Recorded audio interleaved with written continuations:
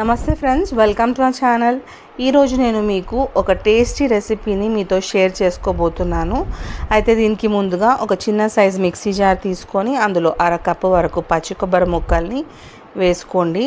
అలాగే 2 టీ స్పూన్ల నువ్వులు, తర్వాత 1 టీ స్పూన్ గసగసాలు వేసి ముందుగా గ్రైండ్ చేసుకొని ఇలా పొడిగా గ్రైండ్ చేసుకున్న తర్వాత అందులో కొద్దిగా నీళ్లు యాడ్ చేసుకొని మెత్తటి పేస్ట్ లాగా గ్రైండ్ చేసుకోవాలండి. చూసారు కదా, మెత్తగా పేస్ట్ చేసుకొని మనం పక్కకు పెట్టుకుందాము. ఇప్పుడు ఒక గిన్నెలో కొన్ని నీళ్లు తీసుకొని అందులో దొడ్డుప్పు వేసి చిన్న సైజు వంకాయలని మనము తీసుకోవాలి. కాడ కూడా ఇలా గ్రీన్ కలర్లో ఉండాలి. ఇప్పుడు దీన్ని 2 సైడ్స్ కాడ తీసేసి 2 సైడ్స్ ఇలా స్లిట్ చేసుకొని నీళ్ళలో వేసుకోవాలండి. స్లిట్ చేసిన తర్వాత చెక్ చేసుకోవాలి పురుగు ఉందా లేదా అని.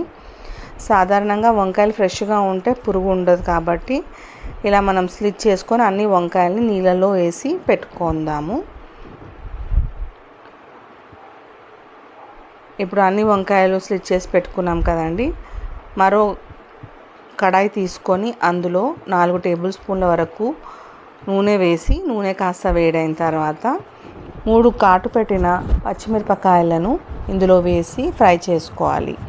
పచ్చిమిరపకాయలు ఫ్రై అయిపోయిన తర్వాత 1 కప్పు వరకు తరిగిన ఉల్లిపాయని ఇందులో వేసి బాగా ఫ్రై చేసుకోవాలండి. ఉల్లిపాయ మంచి రంగులోకి వచ్చేంత వరకు ఫ్రై చేసుకోవాలి. అలాగే ఇందులో 1 టీ స్పూన్ వరకు అల్లం వెల్లుల్లి పేస్ట్ వేస్తున్నాను. అల్లం వెల్లుల్లి పేస్ట్ పచ్చివాసన పోయేంత వరకు ఫ్రై చేసి టమాటో ప్యూరీ 1 కప్పు ఇందులో వేసి ఫ్రై చేసుకోవాలి. టమాటా ప్యూరీ కూడా ఇందులో యాడ్ చేసిన తర్వాత కొంచెం సేపు ఫ్రై అయిన తర్వాత 1 టీ స్పూన్ వరకు ధనియాల పొడి, 1/2 టీ స్పూన్ జీరా పొడి, 1.5 టీ స్పూన్ కారం పొడి, 1/2 టీ స్పూన్ పసుపు ఇవన్నీ వేసి బాగా కలుపుకున్న తర్వాత మసాలా అంతా మంచిగా మిక్స్ కావడానికి 1/2 కప్పు నీళ్ళు ఇందులో వేసి బాగా కలుపుకోండి. మసాలా అంతా నీళ్ళతో మంచిగా మిక్స్ అయిపోతుంది. ఇప్పుడు దీనిపైన మూత ఉంచి కొంచెం సేపు ఫ్రై చేసుకోండి. ఒకసారి మళ్ళీ మూత తీసి కలిపి స్టవ్ని లో ఫ్లేమ్లోనే ఉంచండి. మసాలా అడగంటకుండా ఉంటుంది. ఇప్పుడు ఈ స్టేజ్లో ఇందులో మనం గ్రైండ్ చేసి పెట్టుకున్న పేస్ట్ని యాడ్ చేద్దాము. కొబ్బరి పేస్ట్ని జార్లో కొద్దిగా నీళ్ళు పోసి మసాలాలో యాడ్ చేసుకొని ఒకసారి మళ్ళీ కలుపుకుందాము. మరో 1/2 కప్ నీళ్ళు పోసి ఉప్పు కూడా వేసుకొని ఒకసారి అంతటా కలుపుకొని మూత పెట్టి నూనె వదిలేంత వరకు మసాలాని ఉడకనివ్వాలండి. ఇలా మధ్య మధ్యలో కలుపుతూ ఉండాలి. ఇప్పుడు కలిపిన తర్వాత